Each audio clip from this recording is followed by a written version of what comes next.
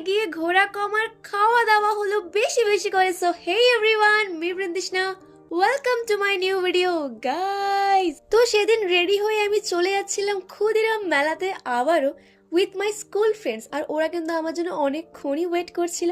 তো আমার সঙ্গে ওই দিন ছিল সৃজিতা, রাতুল, অরূপ, সায়ন, সায়নের ভাই এবং বিক্রম। বিক্রমকে তো দেখে দুটো চড়ই লাগিয়ে দেই, क्योंकि दोस्ती में तो ये सब चलता ही है। আর এইদিকে তো সৃজু আমার ইয়ারফোনস নিয়ে কোয়াক কোয়াক করতে করতে এন্টার করলো হলদিয়া ক্ষুদিরাম মেলার গেটে। তো মেলার মধ্যে এন্টার করতে না করতে আমার নজরে এলো লাবুবু, যেগুলোর প্রাইস বলছিল আলটিমেট 200 টাকা করে। আমি তো বলেই এসছি যে ভাঙা মেলায় এসে আমি কিন্তু এটাকে 100 টাকায় নিয়েই যাব। অন্যদিকে চলছিল ওই ছোট্ট ভাইটির জন্য টুকিটাকি কেনাকাটা, আর এইদিকে তো বিক্রম আমার সমস্ত ভিউয়ার্সদের জন্য দিয়ে দিল একটি করে ফ্লাইং কিসও। আর যেই সব কাকিমারা বলেন না ছেলেদের থেকে দূরেই থাকো, দেখুন কাকিমা ওরাই কিন্তু আমাদের থেকে অনেকখানি দূরে। মানে ওরা নিজেরাও জানে যদি কোনো দোকানে আমরা ঢুকে পড়ি তো সেখান থেকে তো সহজে আমরা বেরোতেই চাই না। আসলে এই দোকান থেকে মেনলি কেনাকাটা করছিল সৃজিতাই। ওর বেকারির জিনিসপত্রগুলি, ও কিন্তু ভীষণ সুন্দর কেক বানায়। আমি কিন্তু ওর পেজটিকে ট্যাগ করে দিলাম, আপনারা কিন্তু অবশ্যই কন্ট্যাক্ট করে নিতেই পারেন।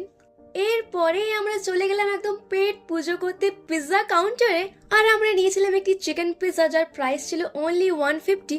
আর সত্যি বলতে পুরোপুরি ওয়েস্ট অফ মানি, আমাদের একটুও ভালো লাগেনি পিৎজাটি। আপনারা আমার এক্সপ্রেশন দেখলে বুঝতেই পারবেন।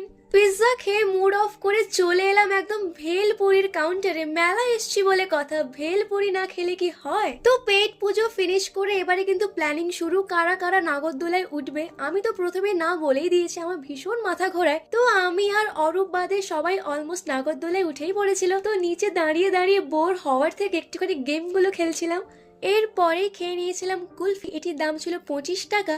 আপনারাই কমেন্টে আমাকে বলুন এটি কুলফি না হাওয়া।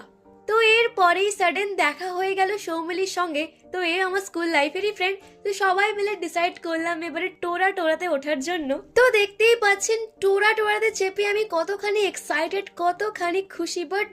বাট যখনই এটা ঘোরা শুরু করলো না, লিটারালি আমার বলতে বন্ধ হয়ে গেছিল। মানে আমি এত মাথা ঘোরাচ্ছিল না, আমি জাস্ট ওখান থেকে নেমে একদম চুপ করে গেলাম। তো টোরা থেকে সবাই নেমে চলে এলো একদম পাঁশকুড়ার চপ খেতে। এটা কিন্তু ভীষণই ফেমাস এই মেলার মধ্যে, বাট আমি খেতেই পারলাম না, আমার এতখানি মাথা ঘোরাচ্ছিল। ওরা আমায় ভীষণ জোর করেছিল খাওয়ার জন্য, বাট আমি কিছুই খেতে পারছিলাম না।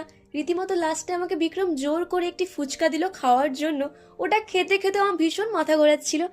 তো এরপরে সৃজা এবং সৌমিলি দুজনেই আমায় ফুচকা খাওয়িয়ে দিল। গাইস, ব্লগটি ছিল এতটাই। ভালো লাগলে অবশ্যই লাইক, কমেন্ট এন্ড শেয়ার করে জানাবে।